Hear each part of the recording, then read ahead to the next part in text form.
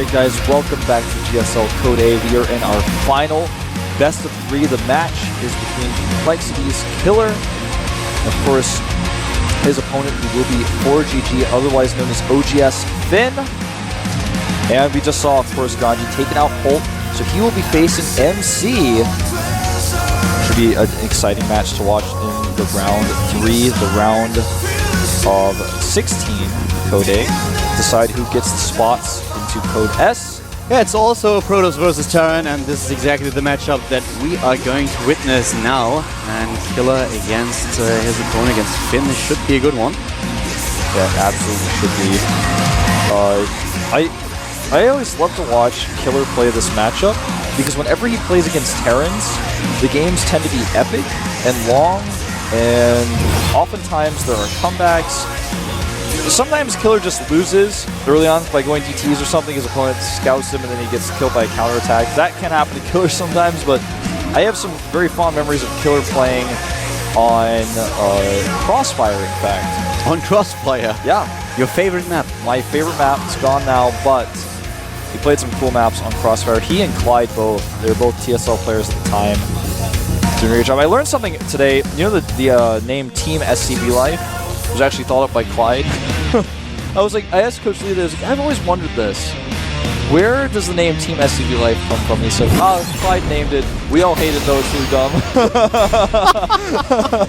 Yeah, well, GSL sounds pretty cool. But there's Killer, and Killer defeated a Terran player in the first round of Code A. He was able to take down Hoon. Yep. And, well, on the other hand, we had ForGG falling to Oz and parting. So against Protoss players lately, he did not do all that well. In his group stage, he had quite a problem, but overall his record against Protoss is pretty impressive. It's his best matchup with a 54% win ratio. So let's see if Finn is able to defeat another Protoss player here at the GSL. Able to take down Killer. The first map is going to be Metropolis. We're heading into the match right now between Killer and Finn.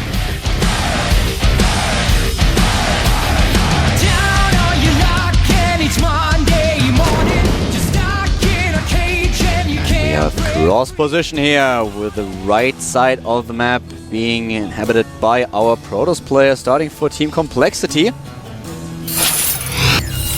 Complexity Killer. It's Complexity Killer, our Protoss player. He's up against a Terran. And we have him in this red Complexity shirt. By the way, GOMTV is also on Complexity. Earlier I misspoke and called him Slayer's GOMTV, I think. He just recently moved to Complexity, of course.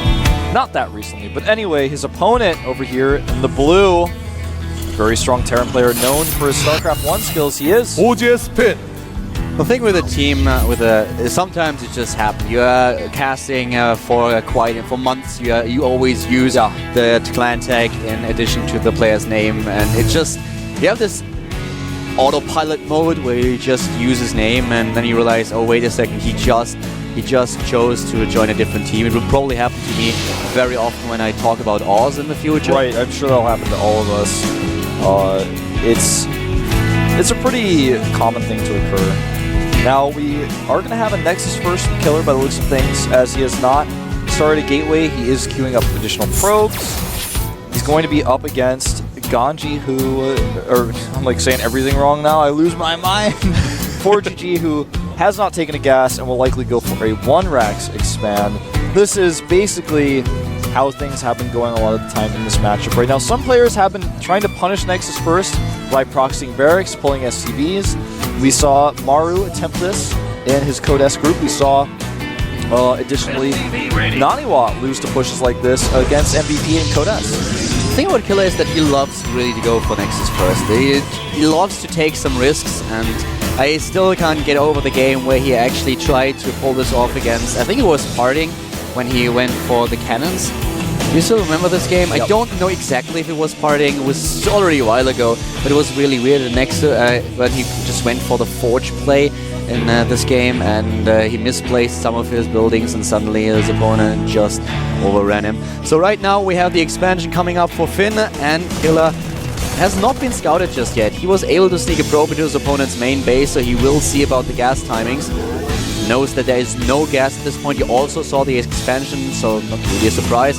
But Finn does not know about the Nexus first. Nope, he has no information whatsoever. He's just now going to find out with his SCV. The winner prediction in favor of Finn with 70.2% against 26.8%. And while both players are just opening up with their first buildings, something that we should probably mention is that we talked about it in the past, that there's going to be the option for people coming to the GOM studio that could listen to the English cast, and that they bought transmitters, they tested them like 2 weeks ago, and now they bought enough of them. So tomorrow will be the first day where you can tune into the English cast when you are at the GOM studio in Mukdong. So if you happen to be in Seoul, definitely check it out. Well, tomorrow's matches are going to be sick anyways, so I definitely recommend it. Do remember, though, if you want to borrow one of these headsets, you will have to bring a photo ID of some kind so they can trade that with you, so make sure you don't steal the equipment. And to get it back, to get your ID back, you just give the equipment back, but have to bring a photo ID in order to use the equipment, so don't forget that. It could be a passport, it could be your astronaut license, I don't know. It's pretty awesome, actually. I was here when they tested the system, and I was wondering why they were all standing around in the studio and everybody was screaming like, yeah, this is working. I'm like, what are you guys doing? And they just handed them over to me and was like, oh, this is actually pretty cool. Yeah, it's pretty sick. You know, Korean commentary is really good to listen to as well, but if you want to hear the English cast, you have that option now. And it's basically what every foreigner is asking us. They all are, hey guys, is there any way we can listen to you talking here, to your commentary? Because, well, we don't speak Korean, and now we finally have a solution for you. Yeah, it's pretty cool. Now, the Stalker will come up here and see the second bunker. Now, what will Killer's next move be? He's already gone up to the robotics. He's adding 2 additional gateways. What is his plan here? Will he do a very normal build, start getting his forages, slowly get his Twilight Council and tech up, or will he go for a 2-base Colossus attack? He doesn't have his gases yet. As I say that, though, he does take them. And, you know, with the double gases being taken at this timing, it could be anything. It's Killer Man. What kind of scouting information does Finn have at this point, actually? Finn, he's seen the Nexus. Yeah. He has not seen the robotics. He doesn't know how many gateways his opponent has. Because he plays very safe with 2 bunkers that he has at this point. Yeah, and a lot of barracks as well. So I don't think that he realized that it was a Nexus first. His timing with the scout did not reveal it, as far as I know. And there's the robotics bay. Robotics timing. We've seen this build by Squirtle over and over again at IPL. He surprised everyone. His timings, attacks were so spot on, and a lot of Terran players just felt it because they could not defend against it. They weren't used to the timing, and suddenly those Colossi would be in front of their base, and they were helpless. Naniwa used a build similar to this one as well. Shoya has been popularizing proxying the Robo and going for a big push like this. But the double forges coming down here do indicate from Killer that he's not going to all-in with this. He's just going to use it as a pressure move. He is adding 3 gateways as well, so it's going to be very heavy pressure, and he will have to do some damage. If he gets caught, if he loses his units without doing damage, he'll be so far behind, it may be impossible to recover. But this is not an all-in. This is just an aggressive timing that he's going to hit. Thanks to his Nexus first and the Chrono Boost, we have Killer with a lead in the worker supply. Of course, the 2 mules that Finn has will make up for it. And here comes the army, or at least a small portion of it, by Finn moving across the map. And Killer does not have all that many units. He has to be very careful here. He doesn't have anything, to be honest with you. There comes the stim. He stims in, takes down the Zealots with a nice stutter step. Another warp in hits, 3 gates. Is it gonna be enough? Man, this is what ForGG is known for in StarCraft 1. His timings and his micro. And this is exactly what he's showing us here today. He does stim several times, but he's just doing so much damage here. Oh, yes, indeed he does. And there are the reinforcements. There are no medivacs that can heal for damage that happened. But now the Colossus is in the game, but it is defenseless. There is nothing that could actually defend the Colossus. Oh, I love this, man. He just gets Finn out. Decides to leave. He gets out. He will save all of his units. They will all heal up back at home when the medevacs are out, which they will be on their way very soon, as the reactor has just been planted on the starport. And he did a lot of damage. He did not really kill any workers, so the economy is still unscratched, but at the same time he took down so many units, and with the reinforcement he now is thinking about moving in again. He knows there's a Colossi, which is a problem. Oh, another Marauder with a waypoint. Yeah, I just realized what was happening. But he could try to go for it. He could just try to go in and stim in, and look at how many units are just now streaming across the map. Yeah, with this next wave of units, he will likely try to target the Colossus down at least. He will have the first 2 medevacs as well. Just done a second ago. This is the same type of push that we see from Marine King.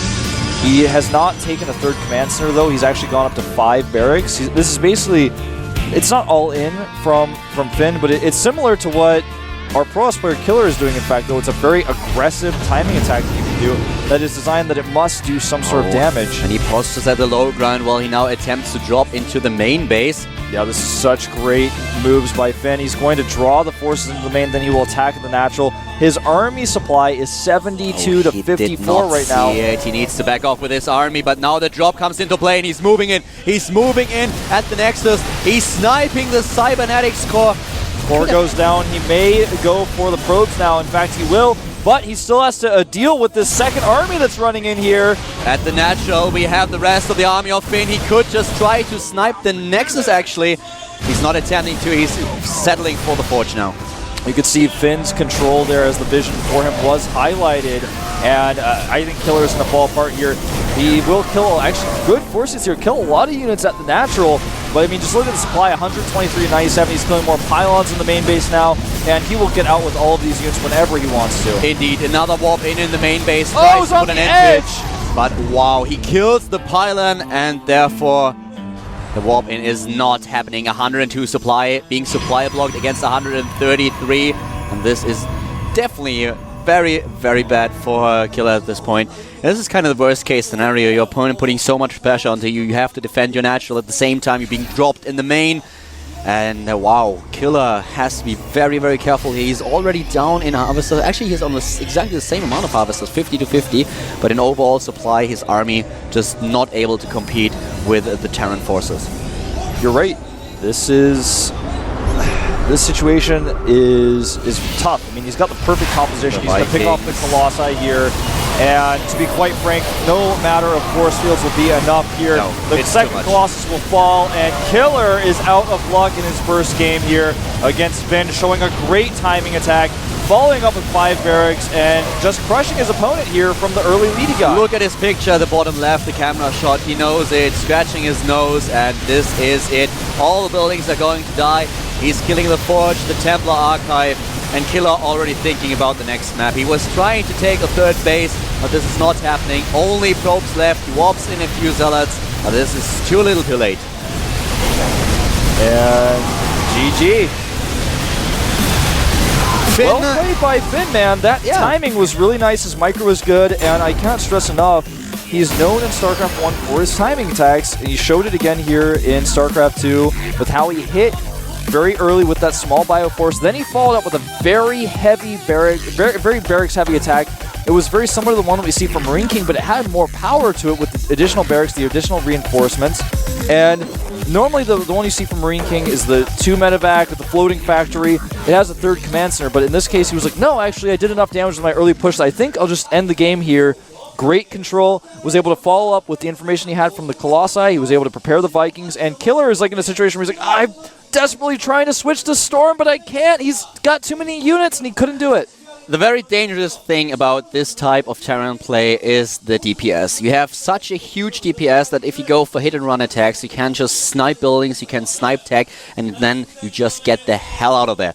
We had a pretty interesting show match between Knight and QXC just recently by CSN. It actually happened this morning, and you could see how QXC was trying to use this style to his advantage. Every single time an engagement occurred, he just tried to dodge, and then he was dropping, he was using run-bys, and used stim pressure in order to take down crucial buildings, in order to deny an expansion, in order to annihilate tech. And as soon as Naiden would arrive at the scene of the crime, he just pulls out. And this is very similar to what we've just seen by Finn. He drops in the main base, he starts to attack the Cybernetics core, and as soon as his opponent arrives, he is just trying to get back with his medivacs while attacking the natural. So just trying to hit at several points at once, and this just pays off. With Stim and all this DPS, this is an awesome strategy and so annoying to face. Yeah, great multitasking as a pro, so you have to split your units so well against that type of tactic.